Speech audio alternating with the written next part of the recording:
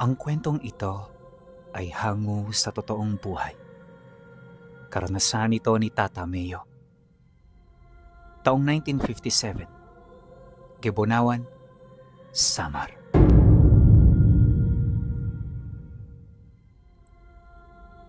Noong mga panahong ito, marami ang nagsasabi na kapag nakatira ka sa Gebonawan, hindi ka nalalayo sa mga mangyan. Hindi ito tumutukoy sa mga katutubo na ating kilala, kundi tumutukoy ito sa pagiging mangmang ng tao sa mga bayan na sibilisado. Bukod sa madalang lang sila roong makabisita, ang buhay nila noon sa nayon ay tila bang napag-iwanan na ng panahon. Kaya naman kapag nakakarating sila ng mga bayan, para silang mga mangyan na manghang-mangha sa mga bagay na kanilang nakikita. Hindi naman masisisi sila Tata Mayo Pinuno. Gawa ng yung lugar nila, bukod sa liblib, napakapayak ng pamumuhay. Yung tipong kahit may pera ka, hindi ka mabubuhay doon kapag ay hindi ka kikilos. Konting description lang sa lugar, para naman kahit papaano may ideya kayo. Nakatira sila Tata Mayo sa puso ng gubat. Ang kanilang nayon ay hindi kalakihan at ang mga nakatira roon ay bibilang lang. Lahat sila ay nagmula sa isang angkan, kaya nakasanayan na nilang magtulungan sa araw-araw para mabuhay ng maayos. Pero hindi lang yon ang kamangha-mangha sa kanila, Pinuno. Sa kadahilanang ang bawat pamilya ay nakatanggap ng mga katangi-tanging regalo mula sa mga ninuno nila. Sa gitnang bahagi ng nayon, may isang lumang tahanan. Ang bahay na yon ay tirahan ng kauna-unahang ninuno na nagtatag ng nayon. Marami ang lihim ng bahay, kagaya ng lihim ng bawat pamilya sa kanilang lugar. Hindi man sa pagmamayabang pero bawat isa sa mga padre de pamilya biniyayaan ng isang natatanging karunungan ng kadiliman. At kabilang narito si Tata Mayo. Siya ang nagsisilbing pinuno ng kanilang lugar. Sa kanyang kamay umiikot ang batas at siya ang namumuno sa lahat ng bagay para sila'y mabuhay ng maayos at matiwasay. Walang tumututol sa kanya. Gawa ng sa kanilang lahat, siya ang nagtataglay ng pinakamalakas na biyaya. At yon ay ang kapangyarihan ng gabunan at ang mutya ng itim na apoy na matagal na panahon ang ikinulong sa isang lumang sisidlan. Ang kapangyarihan ng gabunan at ang mutya ng itim na apoy ay magkadugtong. Ngunit kapag ginagamit ito, nagbibigay ito ng matinding rebuelta sa nagtatanga ng kapangyarihan. May mga pangyayari na ring naitala kung saan ang gumagamit ng ganoong abilidad ay namatay pagkatapos ng ilang araw nilang paggamit sa kapangyarihan. Kaya naman bilang pinuno, hindi pinangarap ni Tata Mayo na gamitin ito. Para sa kanya, wala nang puwang ang karahasan, lalo pat ang mundo ay tahimik na. Ngunit yon ang akala niya. Pagsapit ng taong ito, naging madalas na ang pagtungo nila sa baryo, hindi para mamasyal, kundi para makipagpalit ng kalakal. Binuksan na kasi ng gobyerno ang sauda ng bayan, kaya itong nakita nila Tata Mayo na oportunidad para paunlarin ang kanilang pamumuhay sa nayon. Sa bawat araw na dumaraan, may mga tao siyang inuutusan. Bit-bit ng mga ito ang kanilang kalakal, kagaya ng saging, karne ng baboy ramo, usa, at kung ano-ano pa. Magmula noong ginawa nila ito, ang buhay nila ay unti-unting nagbago. Gayunpaman, hindi pa rin sila nagpakakampante sa mga nakakasalamuha nilang tao. Sa tuwing pupunta roon ang kanyang mga kadugo, di siya pumapayag na hindi ito magdadala ng mga pangontrang ginawa nila.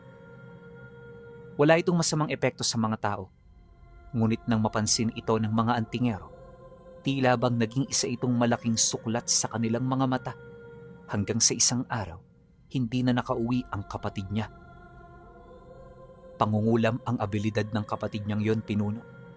Kaya nang nawala ito, kaagad nila itong hinanap gamit ang kakambal nitong engkanto. Naging madali ang paghahanap. Ang mahirap ay kung papaano nila tatanggapin ang nangyari rito sa kadahilanang natagpuan nila itong wala ng buhay sa labas ng bayan. Dilat ang mga mata at parang sapilitang hinugutan ng kaluluwa. Naramdaman nila sa labi nito ang bakas ng karunungan ng mga antingero at manggagamot na posibleng nagtulong-tulong. Kaya naman nung mapansin nila yon, ang kanilang galit ay dahan-dahang umalab. Tata Mateo, hindi kami papayag na wala tayong hustisyang makukuha sa pagkamatay ng kapatid mo. Pangil sa pangil ang batas ng baryo.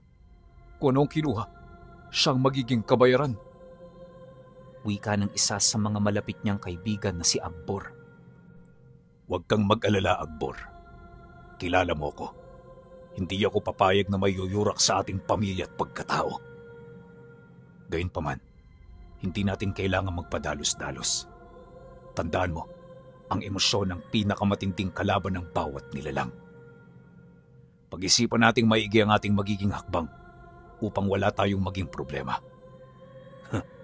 Magtiwala ka. Mapagbabayad natin ang mga yan. Matapos nun, inilibing nila ang kanyang kapatid sa lugar kung saan ito binawian ng buhay.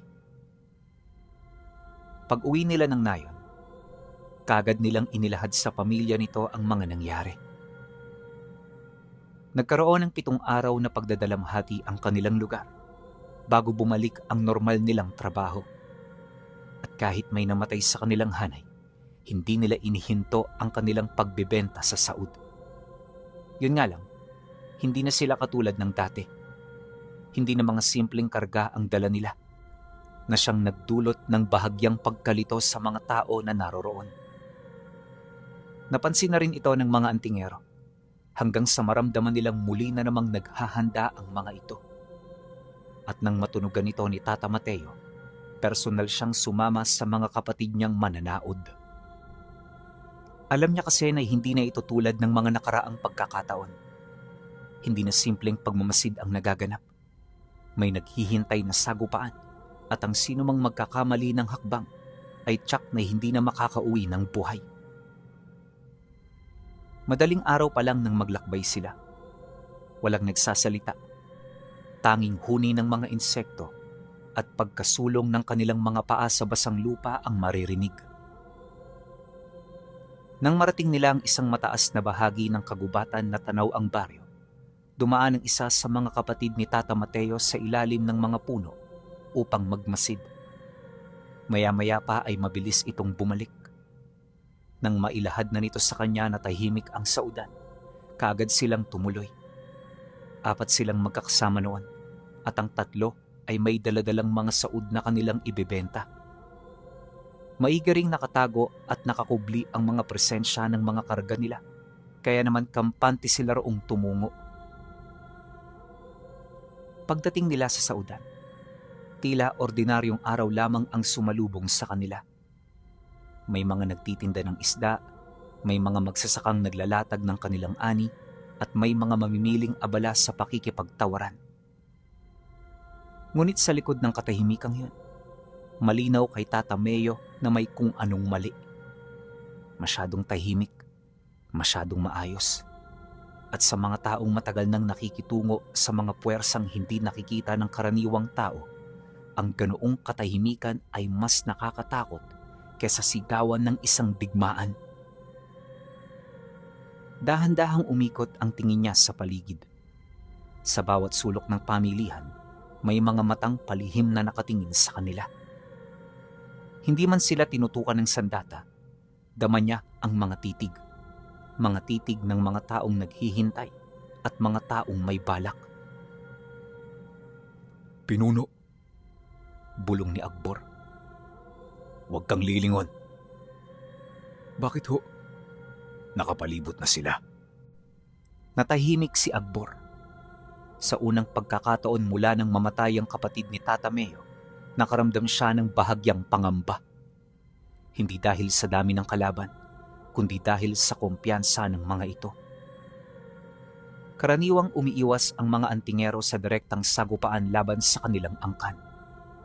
Ngunit ngayon, tila sila pa ang kusang naghahanap nito.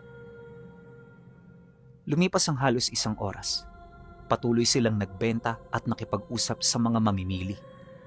Ngunit walang sino man sa kanilang apat ang nagpabaya. Lahat ay handa, naghihintay ng mga hindi inaasahang pangyayari hanggang sa may isang matandang lalaki ang lumapit. Maputi ang buhok nito at may hawak-hawak itong tungkod. Ngunit nang magtama ang kanilang mga mata, agad na napangiti si Tata Mayo. Ito na rin ang naging hudyat ng matanda para huminto sa kanilang harapan. Matagal na kitang gustong makita, Mayo. At ganon din ako. Matapos niyang sumagot, nagtawanan sila. Ngunit walang saya sa tawanan. Puro pagbabanta, galit at ang hindi maipagkakailang bakas ng paghihiganti. Alam kong ikaw ang namuno sa pagpatay ng kapatid ko. Hindi mo na kailangang itanggi, sapagkat alam ko rin ang dahilan kung bakit siya namatay. Pagkasambit niya ng mga katagang yan, lumamig ang hangin. Unti-unting napatingin ng mga tao sa kanilang direksyon. Siya naman ang unang umatake. Umigting ang panga ni Agbor. Sinungaling! Hindi yan magagawa ng aming kapatid. Hindi ako nagsisinungaling. Pagkatapos nitong sumagot, tiningnan ng matanda si Tata Mayo. Ang kapatid mo ang unang gumamit ng karunungan laban sa mga tao ng baryo. Wika nito.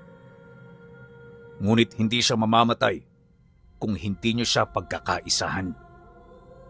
Sagot naman ni Tata Mayo. Kung hindi namin siya pinigilan, alam mong marami pang mamamatay. Muling natahimik ang paligid. Pagkatapos ay ngumiti si Tata Mayo. Ngunit kakaiba ang ngiting yon dahil may halo itong matinding panganib. Kung ganon, inaamin mo ba na kayo ang pumatay? Oo, kami nga. At ginawa namin yon para maprotektahan ang aming pamilya. Alam kong ganon din ang gagawin mo kung ikaw ang nasa katayuan namin. Naparito ako, Mayo, hindi parang mang-udyok ng kahit na anong sigalot sa ating pagitan. Nagpakita ako sa iyo para sabihan ka na kinakailangan na natin itong tuldukan. Hindi dapat na umabot sa karahasan ng lahat. Ngunit nang marinig ito ni Tata Mayo, mas lalo lamang siyang nagngit-ngit sa galit. Ang ipinapalabas kasi ng antingero, kailangan niyang talikuran ang hustisyang gusto niyang maibigay sa pagkawala ng kanyang kapatid. Inaakala mo ba talagang susunod ako sa bagay na yan? Kayo nagsimula ng lahat ng ito. Kaya panindigan ninyo ito hanggang dulo. Matapos niya itong ilahad, kagad niyang inutusan ng kanyang mga kasama na iligpit ang mga paninda nila. At noon ding mismong sandaling yan, nilisan nila ang saudan. Pagkalabas nila sa saudan, walang isa man sa kanila ang nagsalita. Diretso lamang silang naglakad palayo sa baryo habang ang mga mata ng mga taong naroon ay nakasunod sa kanila. Sa likod nila nakatayo pa rin ang matandang antingero. Hindi ito gumagalaw, hindi rin nagtangkang pigilan sila. Ngunit alam ni Tata Mayo na hindi pa tapos ang lahat. May nagsimula ng bagay na hindi na maaaring balikan. Nang makalayo sila ng halos 1 oras mula sa saudan, tsaka pa lamang huminto si Tata Mayo. Ano yun, pinuno? Tanong ni Agbor. May nakasunod sa atin. Kagad na napatingin ng 3 sa kagubatan. Tahimik, walang kumikilos, at wala rin silang naririnig na tunog. Pero kapansin-pansin ang biglang pagtayo ng mga balahibo sa kanilang mga batok. May nararamdaman sila. May presensyang nagtatago sa likod ng mga puno. Mga taong ayaw magpakita. Sige na! Lumabas kayo! Sigaw ni Agbor. Walang sumagot. Ngunit sa susunod na saglit, may isang matalas na tunog na pumunit sa hangin. Isang mahabang sibat ang sumalpok sa punong katabi nila. Matapos nun sabay-sabay silang nagkubli. Sunod-sunod na agad ang mga palaso at sibat na nagmula sa lahat ng direksyon. Maya-maya pa ay may narinig silang sigaw ng isang lalaki. Patayin silang lahat! Mula sa magkakaibang direksyon, mahigit 20 armadong tao ang sumulpot. Mga antingero, mga manggagamot, at mga taong matagal nang naghihintay ng pagkakataong ito. Kaya naman nang mawala ang kanilang pagkagulat, agad na kumilos si Akbor. Isang malaking itak ang kanyang binunot. Pagtalo niya pasulong, kaagad niyang tinaga ang unang lalaking sumalubong. Sumabog ang dugo nito sa hangin, at dahil dito kung kaya't napaatras ang ilan. Ngunit hindi sila nagpakita ng takot, para bang matagal na nilang pinaghahandaan ang labanang ito. Pinuno! Sigaw ng isa. Ngunit hindi sumagot si Tata Meo. Nakatayo lamang siya, nakatitig sa mga kalaban. Hanggang sa unti-unting nagdilim ang kanyang mga mata. Biglang nagliyab ang mga ukit sa kanyang mga braso. Isang malamig na hangin ang kumalat sa paligid. At dito, binalot ng katahimikan ang hanay ng kanilang mga kalaban. Sapagkat kahit sila, alam nila ang pangalan ng kapangyarihang yon. Ilang segundo pa ang lumipas. Mabilis na binalot ng takot ang paligid. Ang mga antingero ay nasindak at ang lugar ay binalot ng isang maitim na hamog. Bagaman umaga pa, kapansin-pansinang bigla ang pagdilim nito. Maya-maya ay tila nagdalawang isip na ang mga tao hanggang sa marinig nila ang mababang wika ni Tata Mateo. Umalis na kayo. Ngayon din. Subalit walang gumalaw at walang umatras. At yon ang naging huling pagkakamali nila. Isang nakakabinging ugong ang biglang umalingaw-ngaw sa kagubatan. Parang may libo-libong insektong sabay-sabay na nagising. Sumunod ang mga sigaw. At ang mga taong pinakamalapit kay Tata Meo ay nagsimulang mamilipit sa lupa. Parang may hindi nakikitang puwersang dumudurog sa kanilang mga katawan. Huwag kayong lumapit! Sigaw ng isang antingero. Pero huli na ang lahat. Isa-isa nang bumagsak ang kanilang mga kasama. May nagdurugo ang mga mata, may sumisigaw habang gumugulong sa putik, at may hindi na muling nakatayo. Ngunit hindi natuwa si Tata Meo. Para sa kanya napakasakit na gawin ang bagay na yon, lalo pat matagal nang nalagay sa tahimik ang lugar nila. Ngunit para sa kanyang kapatid, kinakailangan niya itong gawin. Hindi nagtagal, nang magkaroon na siya ng pagkakataon, tsaka siya nagsambit ng mga buhay na salita hanggang sa dahan-dahan ng magbago ang kanyang anyo. Ang kanyang balat ay parang nalagas sa kanyang katawan, tapos ang kanyang mga buto ay dahan-dahang umusli hanggang sa mabuo na nito ang nilalang na nagtatago sa kanyang pagkatao. Nang tuluyan ng mabuo ang nilalang na nagtatago sa kanyang pagkatao, maging ang mga kasama ni Tata Meo ay napaatras. Hindi dahil hindi nila ito kilala, kundi dahil napakatagal nang hindi nila ito nasisilayan. Ang dating tao na nakatayo sa gitna ng kagubatan ay tila naging isang dambuhalang anino na binabalutan ng itim na apoy. Ang mga matang dati karaniwang mata lamang ay naging dalawang nagliliyab na baga. Ang bawat paghinga nito ay naglalabas ng itim na usok na gumagapang sa lupa na parang buhay. Tumigil ang mga sigawan. Tumigil ang mga pag-atake. Maging ang mga ibon sa paligid ay tila biglang naglaho. Wag! Nanginginig na sambit ng isang antingero sa kanyang mga kasama. Ngunit huli na para dito. Makalipas ang ilang segundo, isang hakbang lamang ang ginawa ni Tata Meo. At doon naramdaman ng marami na parang niyugyug ng lindol ang buong bahagi ng kagubatan. Nagkawatak-watak ang hanay ng mga kalaban hanggang ang ilan ay natumba sa lakas ng pagyanig. Umalis na kayo! Muling sigaw ni Tata Mayo. Subalit may isang binatang antingero ang sumugod.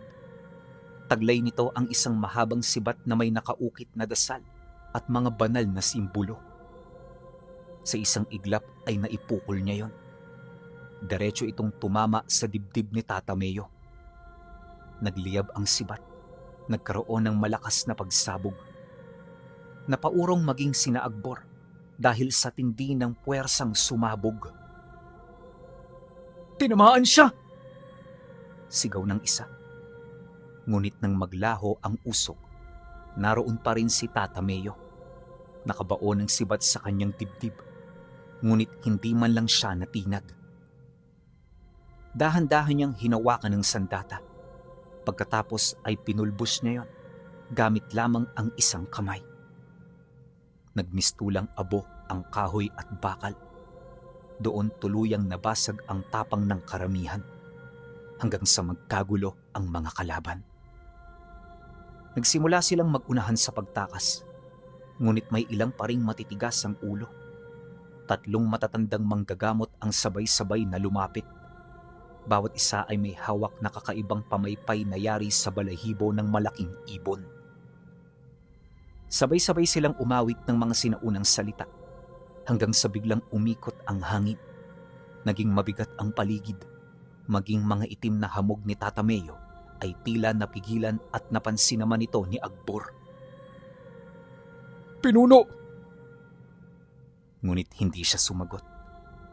Sa halip ay itinaas niya ang kanyang kanang kamay. Unti-unting nagtipon ang itim na apoy sa kanyang palad. Lumaki ito hanggang sa naging kasing laki ng bahay. Nagbago ang kulay ng kalangitan. Nawala ang sikat ng araw. At sa unang pagkakataon, nakaramdam ng takot maging ang mga matatandang manggagamot. Hindi nila inaasahang umabot na sa ganitong antas ang kapangyarihan ni Tata Mayo. Gayunpaman, hindi sila natinag. Nagpakawala sila ng kanilang lakas. 3 bughaw na liwanag ang humagupit. Ngunit sinalubong yon ng itim na apoy, hanggang sa nagbanggaan ang 2 puwersa. Umalingaw-ngaw ang napakalakas na pagsabog. Parang nabiyak ang kagubatan. Kasabay nito ang pagsibagsakan ng malalaking sanga. Ang mga ibon at hayop ay nagtakbuhan sa takot pagkatapos ng ilang segundo ng banggaan. Nagsimulang mabasag ang bughaw na liwanag. Tuluyan itong nagkapira-piraso at sinalubong ng itim na apoy ang 3 manggagamot. Naglaho ang kanilang mga sigaw sa loob ng pagsabog. At nang mawala ang mga alikabok, wala nang nakatayo sa kanilang kinatatayuan. Kasabay nito ang mabilis na pagtahimik ng buong paligid. Tanging mabibigat na paghinga ni Tata Mayo ang maririnig. Ngunit kasabay ng kanyang lakas ay ang unti-unting pagbagsak ng kanyang katawan. Nararamdaman na niya ang kapalit ng paggamit ng kapangyarihang matagal na niyang iniiwasan. Parang may libo-libong karayom na tumutusok sa kanyang laman. Parang unti-unting kinakain ang kanyang mga ugat. Napansin niyo ni Akbor. Pinuno! Lumapit siya. Ngunit itinaas ni Tata Mayo ang kanyang kamay. Wag! Namumutla na siya. Maging ang itim na apoy ay nagsisimula ng humina. Ngunit hindi pa tapos ang panganib. Mula sa likod ng mga puno ay may isang mabagal na palakpak ang umalingaw-ngaw. Sabay-sabay na napalingon ang lahat at doon nila nakita ang matandang antingerong nakausap nila sa saudan. Nakatayo lamang ito, hindi sugatan, hindi natakot at tila matagal na nitong hinihintay ang lahat ng nangyari. Pagharap nito sa kinaroroonan niya, inabisuhan nito ang kanyang mga kasama na umalis na sa lugar at doon na nagtapos ang unang yugto ng kanilang labanan. Matapos ang pangyayari, tuluyan na silang bumalik sa kanilang nayon. Sinalubong sila ng kanilang mga kadugo na bakas sa mukha ang matinding pagkabahala. Dali-dali itong lumapit sa mga sugatan habang mangyak-ngiyak na nagtatanong. Nagunahan ng mga babae at matatanda sa paglapit sa mga sugatan. Ang ilan ay may mga bitbit na halamang gamot, habang ang iba na may nagdadala ng maiinit na sabaw at malinis na tela. Ngunit gaano man nila pagtakpa ng kanilang pangamba, malinaw sa kanilang muka na alam nilang hindi simpleng sugat ang dala ng mga lalaking kagagaling lamang sa labanan. Nang makita nila si Tata Meo, lalong bumigat ang kanilang pakiramdam. Nakaupo ito sa isang malaking bato habang inaalalayan nina Agbor at ng dalawa pa nilang kasama. Maputla ang kanyang muka. Ang mga ugat sa kanyang leeg at mga braso ay tila nangingitim na parang may kung anong gumagapang sa ilalim ng kanyang balat. "Naku, Tata Meo." Mahina ngunit nag-aalalang sambit ng kanyang asawa. Huwag kang matakot, mahal ko. Buhay pa ako. Ngunit alam ng lahat na hindi yun sapat na sagot. Lalo na nang makita ng matatandang manggagamot ng kanilang angkan ang kalagayan niya. Nagkatinginan ng mga ito, para bang may bagay silang gustong sabihin ngunit hindi nila magawa. Pinuno, nagsimula na ang kapalit. Natahimik ang lahat. Kahit si Agbor ay napayukom ng kamao. Matagal na nilang alam ang bagay na yon. Sa tuwing ginagamit ng lubusan ng kapangyarihan ng gabunan at ng mutya ng itim na apoy, may katumbas itong matinding pinsala sa katawan ng gumagamit. At sa dami ng lakas na pinakawala ni Tata Meo sa kagubatan, walang sino man ang naniniwalang makakaligtas siya ng walang magiging epekto. Ngunit sa halip na matakot, tumawa lamang si Tata Meo. Kung yun lang ang kapalit para maipakita sa kanila na hindi tayo madaling yurakan, handa akong tanggapin ang lahat. Walang sumagot sapagkat alam nilang hindi pa tapos ang lahat. Ang labanan sa pagitan nila at ng mga antingero ay simula pa lamang. Lumipas ang 3 araw, hindi na muling bumalik sa sauda ng kanilang mga tauhan. Lahat ng lalaki sa nayon ay inatasang manatili sa paligid. Naglagay sila ng mga nagmamasid sa matataas na bahagi ng kagubatan. Nagpalakas sila ng mga depensa. At sa unang pagkakataon sa loob ng maraming taon, muling naghanda ang buong angkan para sa isang malaking digmaan. Habang abala ang lahat, nanatiling tahimik si Tata Meo. Madalas siyang matagpuan sa lumang tahanan ng kanilang ninuno. Mag-isa, taimtim na nag-iisip. At sa bawat araw na lumilipas, pakiramdam niya ay may lumalakas na panganib. Hindi ito nanggagaling sa mga antingero, hindi rin sa mga manggagamot. May mas malaki pa, mas matanda, mas mabangis, at tila matagal nang naghihintay. Hanggang isang gabi, biglang dumating ang isa sa mga nagmamasid. Hingal na hingal ito, punong-puno ng takot ang muka. Pagsilay nila rito, napatayo silang lahat. Ano ang nangyari? May mga taong paparating. Mga antingero ba?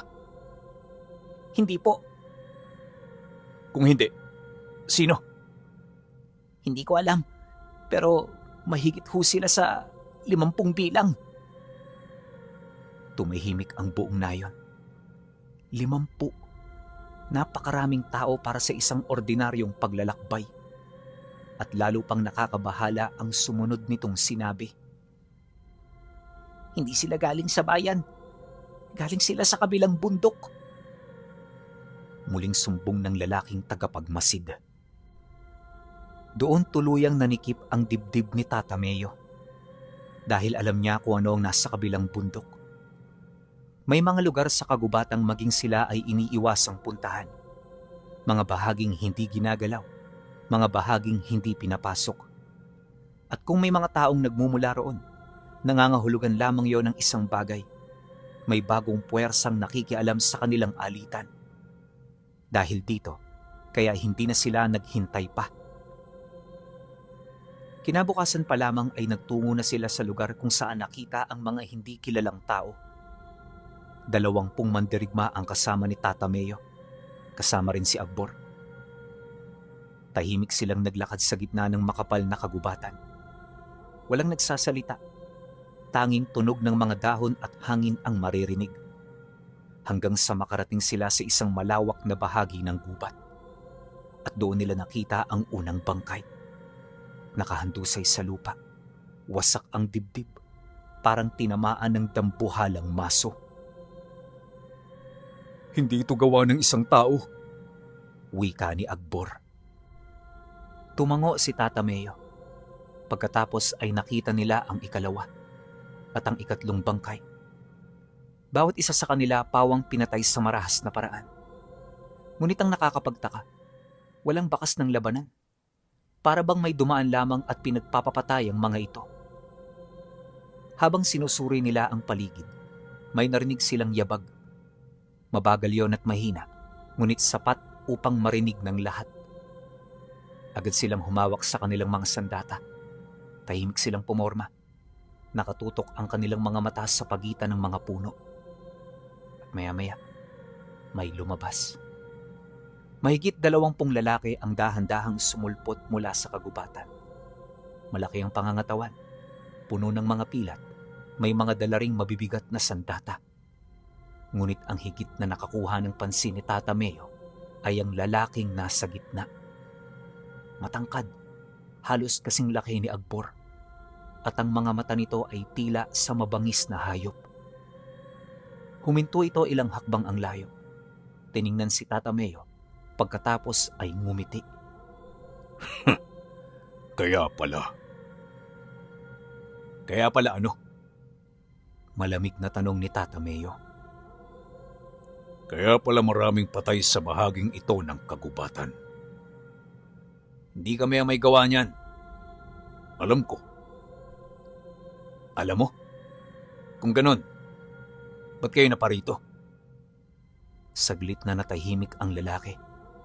Pagkatapos ay tumingin ito sa mga bangkay. Dahil sa mga patay na yan, Meo. Bakit? Kilala mo ba sila? Oo. Sila lang naman ang mga nawawalang kasamahan namin. Matapos itong ilahad ng nilalang, parang may kung anong puwersa ang lalong nagpatindi sa tensyon. Walang sabi-sabi. Agad na humawak sa itak si Akbor. Ngunit pagsilay doon ng estranghero, itinaas nito ang kanyang kamay. Huwag kang magpadalos-dalos. Pag-isipan mo yan ng mabuti. Dahil hindi kayo ang kalaban namin. Natahimik silang lahat. Kung hindi kami, sino? Unti-unting naglaho ang ngiti ng lalaki. Nakita nila ang galit sa kanyang mukha. Ang pumatay sa kanila. Hindi ba yun din ang hinahanap namin? Nagkatinginan sila. Pagkatapos ay tumango ang estranghero. At mukhang pareho tayo ng hahabulin. Tahimik na tumingin si Tata Meo sa kanya. Hindi niya alam kung pagkakatiwalaan niya ito. Ngunit may isang bagay siyang natitiyak. May bagong panganib na lumitaw. At kung nagawa nitong patayin ng napakaraming mandirigma ng ganon kadali, hindi sapat ang lakas ng alinmang panig upang harapin ito ng mag-isa. Sa sandaling yan, mula nang magsimula ang kanilang sigalot, may mas malaking kaaway na nagbubukas sa panibagong yugto ng kaguluhan. At habang papalubog ang araw, sa likuran ng kagubatan, walang sino man sa kanila ang nakakaalam na ang mga susunod na araw ay magiging mas madugo, mas mabangis, at mas nakamamatay kaysa sa lahat ng kanilang naranasan. Pagkaraan pa ng ilang minuto, nagtagalang katahimikan sa pagitan ng dalawang pangkat. Ang mga mandirigma ni Tata Meo ay nakahanda pa ring sumalakay anumang oras. Gayon din ang mga kasama ng estrangherong pinuno. Isang maling galaw lamang, maaaring magsimula ang panibagong pagdanak ng dugo. Ngunit walang gumalaw, walang umatake. Sa halip ay lumapit ng konti ang estranghero. Ang pangalan ko ay Dalum. Pakilala nito. At ako naman si Tata Meo. Alam ko na kung sino ka. Hindi mo kailangan magpakilala. Napakunot ang noo ni Akbor. Teka lang, paano mo siya nakilala? Maraming kwentong lumalaganap patungkol sa pinunong gabunan. Matagal ko nang narinig ang tungkol sa inyo at sa mga abilidad na taglay ninyo. Hindi ba't kayo ring mga kasama niya ay mga aswang? Nagdilim ang mukha ni Akbor sa huling sinabi ni Dalum. Ano ba ang ibig mong sabihin? Malamig niyang tanong habang mas hinigpitan ang hawak sa kanyang itak. Hindi kaagad sumagot si Dalum. Tumingin muna ito sa mga kasamahan ni Tata Meo bago muling ibinalik ang tingin sa pinuno. Hindi ko yun sinabi bilang pang-iinsulto. Sa mga bundok na pinanggalingan namin, maraming kwento tungkol sa inyong angkan. Mga nilalang na kayang magbago ng anyo. Mga mandirigmang gumagamit ng kapangyarihang hindi kayang unawain ng ordinaryong tao. Kung gayon, alam mo rin na hindi magandang biro ang mga ganyang salita. Sagot ni Tata Meo. Alam ko, kaya nga hindi ako nakipagdigma agad sa inyo. Muling bumalot ang katahimikan. Pagkaraan ng ilang sandali, ay lumapit si Tata Meo sa unang bangkay na kanilang nakita. Lumuhod siya. Sinuri niya ang sugat. Pagkakita pa lang niya ay agad nang nanikip ang kanyang dibdib. Hindi yun hiwa ng itak. Hindi rin ito tama ng sibat. Hindi rin bakas ng anumang kapangyarihang alam niya. Parang may dambuhalang kamaong dumurog sa buong dibdib ng biktima. Maya-maya ay tumayo siya. May nakita ba kayong umatake sa kanila? Wala. Pagdating namin dito, patay na sila. Napatingin si Tata Meo sa paligid. Doon niya nakita ang iba pang mga labi na nakatago sa mga damo, nakasabit sa mga kahoy. 2 bangkay ang kanilang nadiskubre. 20 biyasang mandirigma at walang ni isa man ang nakalaban ng maayos. Ibig sabihin ay napakabilis ng nangyari. Maya-maya ay nagsalita muli si Dalum. Tata Meo, may iniwang bakas ang aking mga kasama bago sila mawala. At yun ang maaaring makapagturo sa atin kung sino ang kalaban na ating kinakaharap ngayon. Pagkasambit nito ay itinuro nito ang isang bahagi ng kagubatan. Nang lapitan yon ng grupo, nakita nila ang malalim na markas sa lupa. Parang yapak, ngunit hindi pangkaraniwan. Halos kasing laki yon ng isang malaking planggana. Teka, bakas ba ito ng hayop? Umiling si Dalum. Kung hayop yan, wala pa akong nakitang ganyan kalaki. Tahimik na pinagmasdan ni Tata Meo ang bakas. Pagkatapos ay inilapat niya ang kanyang palad dito. Isinara niya ang kanyang mga mata. Agad niyang naramdaman ang malamig na enerhiyang naiwan sa paligid.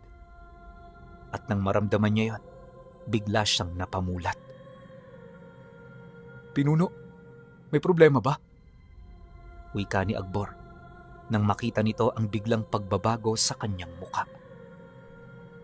Tumingin si Tata Meo sa malalim na bahagi ng kagubatan. Hindi niya mawari kung ano ang nilalang na nararamdaman niya, pero batid niyang mas malakas ito kesa sa mga antingerong nakalaban nila. Matapos niya itong masilayan, dito na nila biglang narinig ang pagkaluskos ng mga puno. Nagliparan ng mga dahon at kasunod nito ay isang nakakabinging dagundong. Kagad na yumanig ang lupa, dahilan para mapaatras ang lahat. Maging ang mga kasamahan ni Dalum ay napahawak sa kanilang mga sandata. Ano yun? Walang sumagot dahil sa mismong sandaling yon ay muli nilang narinig ang dagungdong. Mabilis na lumalapit sa kanila ang tunog. Parang may dambuhalang nilalang na naglalakad sa gitna ng kagubatan. Unti-unting namutla ang ilang mandirigma. Hindi dahil sa takot, kundi dahil sa lakas ng presensyang kanilang nararamdaman. Biglang nagsiliparan ang mga ibon mula sa kalayuan. Kasunod nito ay ang mga usa, mga baboy ramo, maging mga ahas. Lahat ng hayop ay tila tumatakas mula sa iisang direksyon. May paparating. Bulong ni Dalum. Pagkatapos ay nakita nila ito. Sa pagitan ng mga puno, may isang aninong napakalaki. 7 talampakan. Ay hindi, parang mga 8 o higit pa. At habang lumalapit ito ay mas lalo nilang nakikita ang anyo nito. Puno ng pilat ang katawan. Makapal ang mga bisig. Halos kasing laki ng katawan ng tao ang bawat kamao nito. Para itong dambuhalang unggoy kung titingnan. Kapansin-pansin din ang kadena sa leeg nito na para bang pagmamay-ari ito ng kung sino. Matapos nila itong masilayan, hindi maiwasan ng ilan na mapaisip. Lahat sila ay naniniwalang may nagmamay-ari sa nilalang na yon. At kung sino man ito, paniguradong nagtataglay ito ng higit pa sa lakas ng mga antingero. Nang makita ito ni Tata Meo, walang pagdadalawang isip niyang pinaghanda ang kanyang mga kasama. Huwag kayong matakot. Ang sigalot na ito ay isa lamang maliit na pagsubok. Tatandaan ninyo na pagkatapos natin sa bundok na to, babalikan pa natin ang mga antingerong pumatay sa kapatid ko. Umalingaw-ngaw sa buong kagubatan ang tinig ni Tata Meo. Kahit ang ilan sa mga mandirigmang nanginginig na sa bigat ng presensyang nasa kanilang harapan, ay muling tumatag ang loob. Hindi sila maaaring umurong. Hindi ngayon. Patuloy na lumalapit ang dambuhalang nilalang. Sa bawat hakbang nito ay may kasamang dagungdong na tila nagpapatalon sa lupa.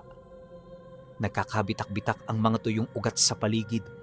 Ang mga punong nasa dinaraanan nito ay bahagyang yumuyuko na parabang natatakot din sa mabangis na nilalang. Dalum, may alam ka ba tungkol dito? Wika ni Tata Meo habang hindi inaalis ang tingin sa halimaw. Umiling si Dalum. Ngayon ko lang nakita ang ganitong uri ng nilalang. Huminto ang dambuhala sa layong halos 30 hakbang mula sa kanila. Ngayon ay mas malinaw na nila itong nakikita. Halos kulay abo ang balat nito. Punong-puno ng malalalim na pilat ang buong katawan. Ang isa nitong mata ay tila matagal nang nawala at napalitan lamang ng isang maitim na uka. Sa leeg nito ay nakapulupot ang makapal na kadena na may mga kakaibang ukit. At higit sa lahat, may bakas ng dugo sa bibig nito. Sariwang dugo, parang agad na naunawaan ng lahat kung sino ang pumatay sa mga mandirigmang natagpuan nilang nakahandusay sa kagubatan. Nagngit-ngit si Abor. Alam ko na.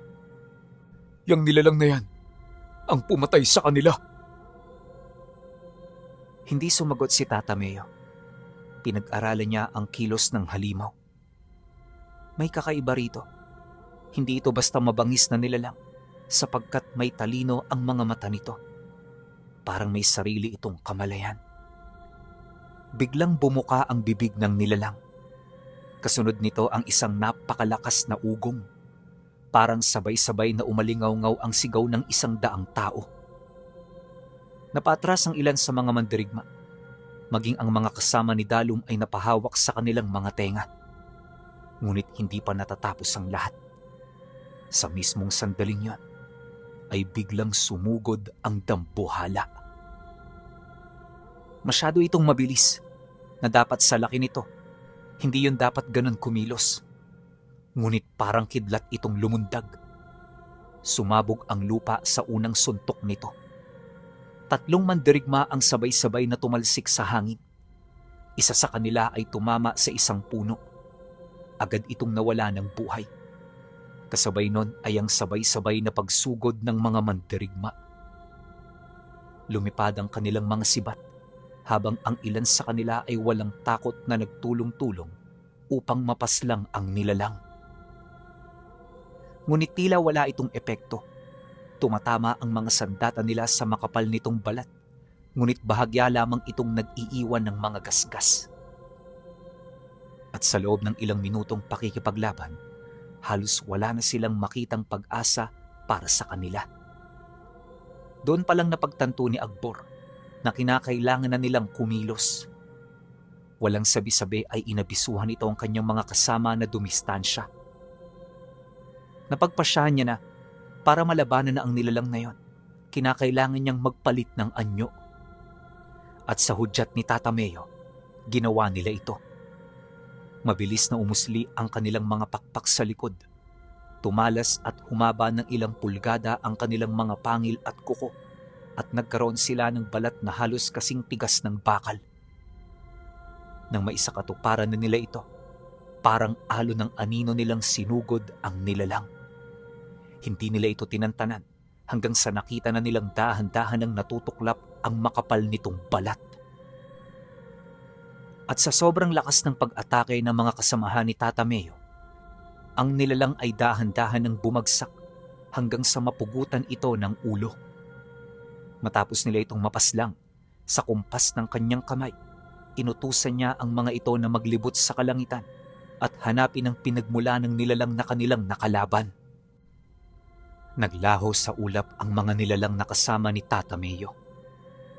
Parang mga higanteng paniki silang lumipad sa ibabaw ng makakapal na puno, habang ang kanilang mga matang kumikislap ay nagsusuyod sa bawat bahagi ng kagubatan. Sa ibaba, nanatiling nakatayo sina Tata Meo, Akbor, at Dalum sa tabi ng napugot na katawan ng dambuhalang nilalang. Hindi pa man tuluyang lumalamig ang bangkay nito, ay may napansin si Tata Meo. Unti-unting gumagalaw ang makapal na kadena sa leeg ng halimaw. Parang may sariling buhay. Kakaiba to ha. Bulong niya. Bakit, Meo? Ano yun? Hindi kaagad sumagot si Tata Meo. Dahan-dahan niyang hinawakan ng kadena gamit ang tulo ng kanyang itak. Bigla itong gumalaw. Parang ahas. Sabay nitong binalot ang talim ng itak. Napatras silang lahat. May karunungan ng bagay na yan! Sigaw ng isa sa mga mandirigma. Sa isang iglap, umitim ang mga ukit sa kadena. Mula rito ay lumabas ang tila usok na bumuo ng isang hugis sa hangin. Isang matandang lalaki na may mahabang buhok at may mga matang kasing itim ng gabi. Mabilis na humigpit ang panga ni Tata Meo. Hindi niya kilala ang matanda, ngunit ramdam niya ang napakalakas na presensya nito. Patid niya na nasa malapit lang ang nilalang dahil imposibleng makagawa ito ng ganoong mahika kung malayo ito sa lugar nila.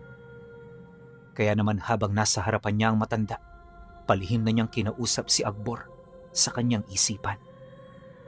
Pinasuyod niya ang kabuuan ng gubat hanggang sa may makita itong parte ng lugar na may mga patay na puno. Nasa likurang bahagi ito ng paanan, kaya naman hindi na sila naghintay pa. Kagad nilang tinahak ang daan at halos bandang gabi na nang makarating sila. Doon, nadatnan nila ang matanda na nakatayo habang hinihimas ang mga nilalang na katulad ng napaslang ng kanyang mga kasamahan. Sa galit noon ni Tata Meo, di siya nagdalawang isip na magpalit ng anyo. Walang pag-aalangan din niyang inilapat sa kanyang katawan ng itim na apoy, kasabay ng pagsigaw niya ng napakalakas. At nung maramdaman ito ng mga alaga ng matanda, tila bang naalarma rin yon sa kanilang kinaroroonan. Gayunpaman, walang bakas sa kanilang mga muka Ang takot dulot ng kanilang mga nakikita. Pagkaraan ng ilang segundo, pumutok ang labanan sa pagitan nila. Sa unang saglit pa lang ay tila nagising ang buong kagubatan sa tindi ng puwersang nagbanggaan. Ang sigaw ni Tata Meo ay umalingaw-ngaw sa mga bundok, habang ang itim na apoy na bumabalot sa kanyang katawan ay parang buhay na nilalang na kumakawala sa kanyang mga balikat. Ang matandang lalaki ay hindi man lang natinag. Nakatayo lamang ito habang marahang pa ring hinihimas ang ulo ng isa sa mga dambuhalang nilalang na nakapaligid sa kanya. Pagsilay dito ni Tata Meo, di siya nag-alangan na sumugod. Parang kidlat na dumaan sa kagubatan ang kanyang katawan. Bumigay ang lupa sa ilalim ng kanyang mga paa habang diretso niyang tinangkang durugin ang matanda. Ngunit bago pa man siya makalapit, sabay-sabay na humarang ang tatlong dambuhalang nilalang. Yumanig ang buong paligid nang tumama ang kamao ni Tata Meo sa dibdib ng isa sa mga ito. Nabasag ang mga tadyang ng halimaw. Tumilapon ito ng ilang dipa at bumangga sa mga puno.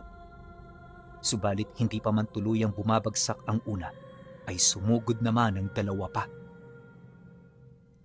Matapos nun, dito na nagdesisyon ng pangkat ni Akbor na tumulong. Parang mga aninong nagkalat sa dilim ang kanyang mga kasama. Mabilis silang lumipad pataas bago sabay-sabay na sumalakay. Ang kanilang mga kuko ay nag-iwan ng malalalim na sugat sa katawan ng mga halimaw. Umalingaw-ngaw ang mabangungot na mga ungol. Ngunit lalong ikinagulat ng lahat nang makita nilang mabilis na naghihilom ang mga sugat ng mga nilalang. Hindi normal ang mga ito! Sigaw ni Dalong. Kasabay noon ay sumugod ang kanyang mga mandirigma. Nagbagsakan ng mga sibat. Tumama ang mga palakol, ngunit tila bakal ang mga laman ng mga halimaw. Isa sa mga nilalang ang nakahawak ng isang mandirigma sa bewang. Sa isang pisil lamang, nabali ang gulugod nito. Bumagsak ito nang wala ng buhay. Pagkatapos sunod-sunod ng sumiklab ang kaguluhan. Naging madugo ang kagubatan. May mga katawan na tumatalsik sa hangin. May mga puno na nabubuwal. May mga sigaw ng sugatan na sumasabay sa ugong ng mga halimaw. Habang nagaganap ang lahat, nanatiling tahimik ang matandang lalaki. Pinagmamasdan lamang nito ang laban. Parang hindi mahalaga sa kanya ang mga buhay na nawawala. Nakita yun ni Tata Meo at doon tuluyang sumabog ang kanyang galit. Kayong may kagagawa nito! Itinaas niya ang dalawang kamay. Unti-unting nagtipon ang itim na apoy sa kanyang paligid. Lumawak yon hanggang sa parang isang dambuhalang ulap ng apoy ang bumalot sa buong bahagi ng kagubatan. Dumilim ang kalangitan. Huminto maging ang hangin. Ngayon lamang nakitaan ng seryosong ekspresyon ng matanda. Kaya pala. Mahinang bulong nito. Pagkatapos ay itinaas nito ang sariling kamay. Mula sa lupa ay nagsimulang umusbong ang mga itim na ugat. Parang buhay ang mga ito at sabay-sabay na sinalubong ang itim na apoy ni Tata Meo. Pagbanggaan ng dalawang puwersa, ramdam nila na parang sumabog ang kalahati ng bundok. Nayanig ang buong kagubatan. Ang mga punong nasa paligid ay nabuwal. Ang mga ibon ay nagliparan. Maging ang mga halimaw ay napaatras. Ilang sandali ring natabunan ng alikabok ang lahat. Nang unti-unti itong humupa, nakita nilang nakatayo pa rin si Tata Meo. Subalit ganun pa rin ang matanda. Pero ngayon nakangiti na ito.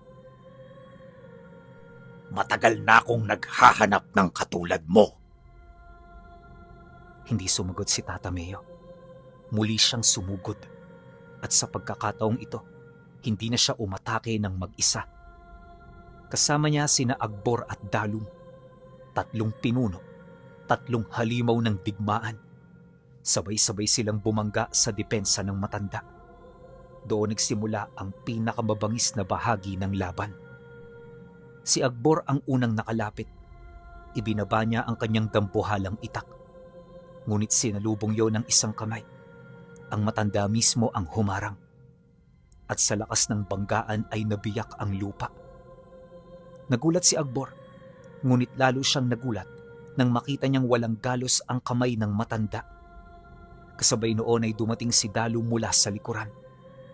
Parang bagyong humagupit ang kanyang palakol. Tumama ito sa balikat ng kalaban. Sa unang pagkakataon ay lumabas ang dugo. Ngunit ngumiti lang ang matanda. Pagkatapos ay hinawakan nito ang mukha ni Dalum at inihampas siya sa isang malaking bato. Wasak ang bato. Kasabay nito ang pagtilapo ni Dalum papalayo. Dalum! Ngunit bago pa makalapit si Tata Meo, ay sinalubong siya ng isang dambuhalang halimaw. Sunod-sunod ang kanilang naging palitan ng atake at sa bawat banggaan ay may mga punong nabubuwal. May mga bato na nadudurog, may mga hayop na nagtatakbuhan sa takot. Lumipas ang halos isang oras. Walang panig ang nakakuha ng malinaw na kalamangan. Unti-unti nang napapagod ang mga mandirigma. Parami ng parami ang sugatan at parami ng parami ang namamatay. Hanggang sa biglang napansin ni Tata Meo ang isang bagay. Ang kadena sa leeg ng mga halimaw. Pare-pareho. Pare-pareho ang ukit at lahat ng iyon ay konektado sa matandang lalaki. Doon niya naunawaan ang lahat. Hindi talaga ang mga halimaw ang tunay na kalaban. Ang matanda ang pinagmumula ng kanilang lakas. Akbor! Ang mga kadena! Kaagad yung naunawaan ni Akbor. Hindi na siya nag-aksaya ng oras. Lumipad siya at buong lakas na tinaga ang kadena ng pinakamalapit na nilalang. Biglang lumipad ang mga peraso nito. Kasabay noon ay umalingaw-ngaw ang nakakabinging sigaw ng halimaw. Nangisay ito, nagwala. At pagkatapos ng ilang segundo ay bumagsak itong wala ng buhay. Namilog ang mga mata ni Dalum. Yun pala! Putulin ang mga kadena! Sigaw ni Tata Meo. Mabilis na kumilos ang lahat. Naging desperado ang mga halimaw. Lalo silang naging mabangis. Ngunit ngayon ay alam na ng mga mandirigma ang kanilang kahinaan. Isa-isa nilang pinutol ang mga kadena. Isa-isa ring bumagsak ang mga halimaw. At sa bawat pagbagsak ng isa, ay lalong namumutla ang matandang lalaki. Hanggang sa tuluyan na lamang itong mapaluhod. Ngunit hindi pa rin nawawala ang ngiti nito. Kamangha-mangha! Mabigat ang paghinga ni Tata Meo nang lumapit siya. Tapos ka na. Hindi pa. Pagkasabi nun ng matanda ay tumawa ito. Pagkatapos ay nagsimulang magliwanag ang buong katawan nito. Nanlaki ang mga mata ng lahat at sa loob lamang ng ilang segundo, isang napakalakas na pagsabog ang sumiklab. Tinangay nito ang buong paligid, maging si Tata Meo ay natangay. Nang mawala ang liwanag, wala na ang matanda. Wala na rin ang natitirang halimaw. Tanging abo lamang ang naiwan at isang malalim na hukay. Mahabang katahimikan ang bumalot sa lugar. Pagkatapos ay marahang tumayo si Tata Meo. Sugatan siya. Pagod ngunit buhay. Napatingin siya sa kanyang mga kasama. Marami sa kanila ang hindi na muling makakauwi. Marami ang naiwan sa bundok na yon at doon niya napagtanto na sapat na ang pagdanak ng dugo at ng mga nawala. Saan tayo pupunta ngayon? Tanong ni Dalum. Tumingin si Tata Meo sa direksyon ng kanyang nayon. Pagkatapos ay mahigpit niyang ikinuyom ang kanyang kamao. Uuwi tayo. Panahon na para tapusin ang laban sa mga antingero. Ilang araw ang lumipas bago sila nakabalik sa nayon. Masakit ang kanilang naging paglalakbay. Bit-bit nila ang mga sugatan. Bit-bit nila ang mga bangkay ng kanilang mga kapatid. Nang makita sila ng kanilang mga kaanak, agad na umalingaw-ngaw ang mga iyakan. Maraming pamilya ang nawalan. Maraming bata ang naulila. Ngunit walang sino man ang nagsisi dahil alam nilang ipinaglaban nila ang kanilang tahanan. Sa sumunod na gabi ay nagpatawag ng pulong si Tata Meo. Lahat ng matatanda, lahat ng mandirigma naroon. Tahimik silang nakaupo sa harap ng lumang tahanan ng kanilang ninuno. At doon nagsalita si Tata Meo. Matagal ko nang pinigilan ang sarili ko. Matagal ko nang sinubukang iwasan ang digmaan. Ngunit sapat na ang lahat ng mga pagtitimpi. Natutunan ko na kapag hindi tayo kumilos, patuloy lamang tayong sisiliin ang ating mga kalaban. Sa mga nakaraang araw, sinupil ko ang nilalang na nagbabalak sa atin ng masama. At ngayon nakabalik na kami. Muli naming susupilin ang natitirang banta. Ang mga antingerong nagsimula nito, pinatay nila ang kapatid ko. At ngayon, panahon na para singilin sila. Kasabay noon ay umalingaw-ngaw ang sigawan ng mga mandirigma. Nagliyab ang kanilang damdamin. Nabuhay muli ang kanilang galit. At mula sa gabing yan, ay nagsimula ang paghahanda. 3 araw at 3 gabi, walang tumigil sa paghahasa ng mga sandata. Marami na rin sa mga kasamahan nila ang nagmamasid upang pag-aralan ang kilos ng kanilang mga kalaban. At pagkaraan ng 5 araw, dito na nila isinakatuparan ang kanilang misyon. Sa pamamagitan ng kanilang mga tagapagmasid, ginawa nila itong pain upang madala ang mga antingero sa mga lugar na hindi abot ng mga mata ng tao. At doon nagsimula ang unang pagpatay nila sa mga kasamahan nito. Nagmistulang mga anino sa dilim ang mga mandirigma ni Tata Meo habang isa-isang nilalansi ang mga antingero palabas sa kanilang mga pinagtataguan. Hindi nila sinalakay ang buong pangkat ng sabay-sabay. Sa halip pinaghiwa-hiwalay nila ang mga ito, gaya ng pangangaso ng mga mababangis na lobo sa isang kawan.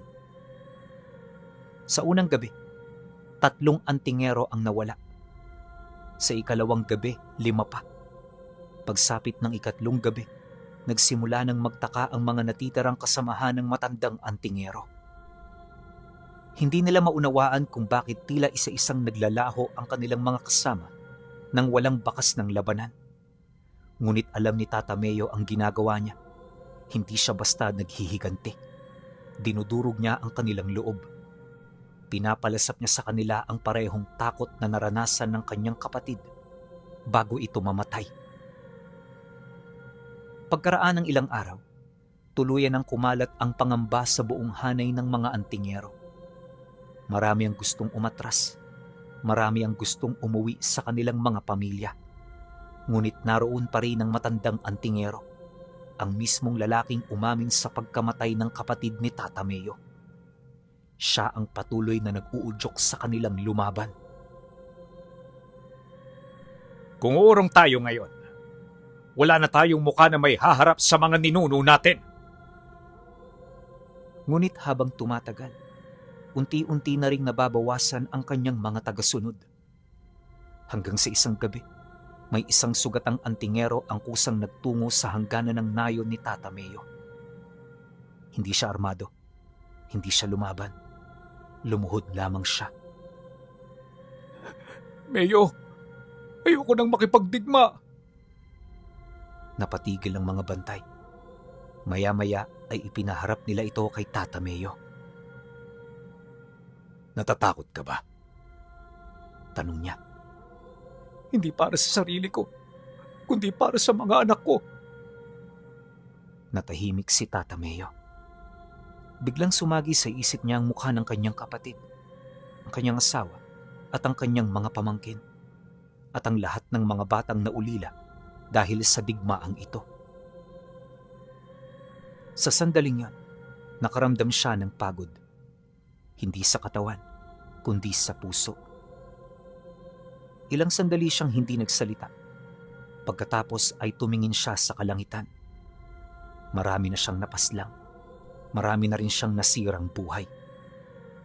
At kahit mapatay pa niya ang lahat ng antingero, hindi na rin naman maibabalik ang kanyang kapatid.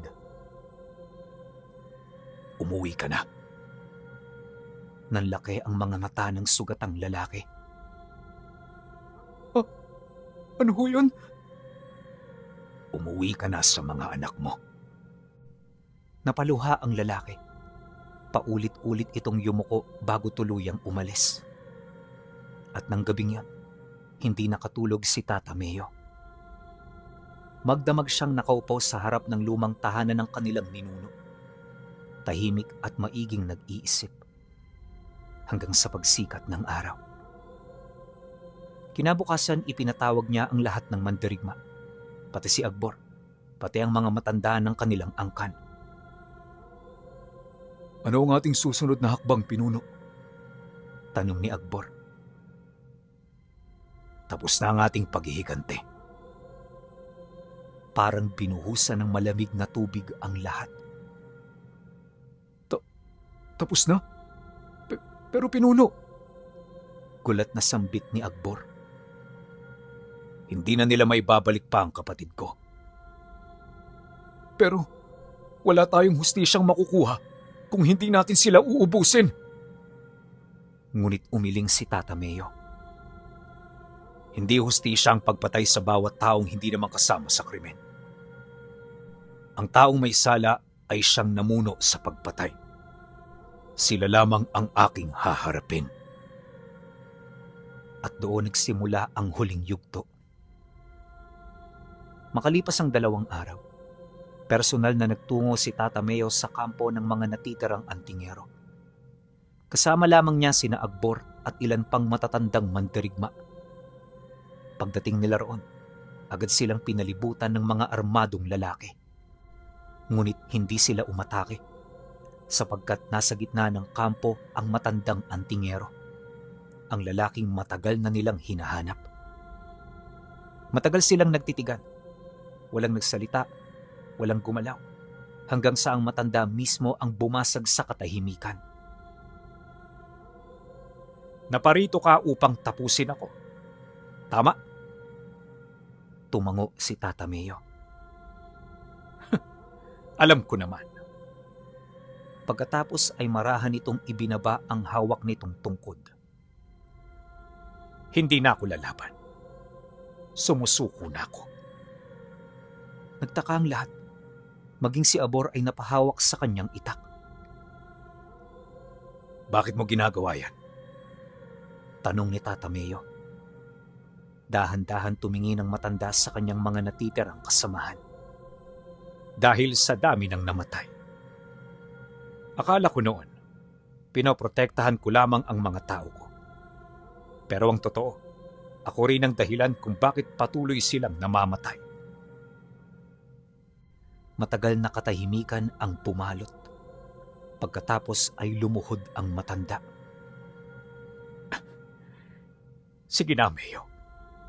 Handa ako sa kahit na anong kaparusahan. Unti-unting humigpit ang kamao ni Tata Meo. Ito na ang sandaling matagal na niyang hinintay. Ito na ang taong responsable sa pagkamatay ng kanyang kapatid. Isang hampas lamang ng kanyang kamay. Isang utos lang at matatapos na ang lahat. Ngunit habang nakatingin siya sa matanda, may naalala siyang sinabi nito noon sa saudan. Kung ikaw ang nasa katayuan namin, ganun din ang gagawin mo. Noon ay galit na galit siya sa mga salitang yan. Ngayon, tsaka lamang niya naunawaan. Pareho lamang silang pinuno. Pareho lamang silang nagtangkang protektahan ang kanilang mga nasasakupan. At pareho silang nagkamali. Maya-maya ay huminga ng malalim si Tata Meo. Pagkatapos ay tumalikod. Nanlaki ang mga mata ng lahat. Pinuno? Bulalas ni Akbor. Hayaan mo siya. Nagulat maging ang matandang antingero. Teka lang. Hindi mo ako papatayin? Huminto si Tata Mayo. Hindi siya lumingon. Patay na tayong pareho sa dami ng dugong tumikit sa mga kamay natin.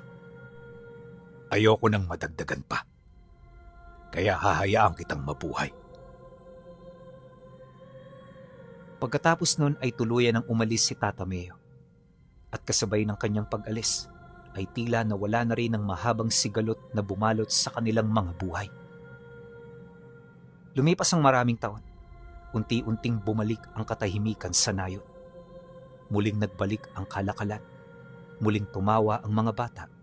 Muling namunga ang mga bukirin. At sa paglipas ng panahon, naging alamat na lamang ang mga digmaang minsang nagpaula ng dugo sa kanilang lugar. Si Tata Mayo ay nanatiling pinuno hanggang sa kanyang pagtanda. Ngunit hindi niya na muling ginamit ang buong lakas ng gabunan at ng itim na apoy, sapagkat alam niyang bawat kapangyarihan ay may kapalit. At natutunan niyang ang pinakamalakas na pinuno ay hindi yung pinakakinakatakutan, kundi yung marunong huminto kapag sapat na ang paghihiganti. Hanggang sa isang tahimik na gabi, habang nakatanaw sa kagubatang minsan niyang ipinaglaban, marahan siyang napangiti. Hindi dahil nakaganti siya, kundi dahil sa wakas, nakauwi na rin sa kapayapaan ang kanyang puso. At doon nagtatapos ang kwento ni Tata Mayo, ang gabunang nagtataglay ng mutya ng itim na apoy.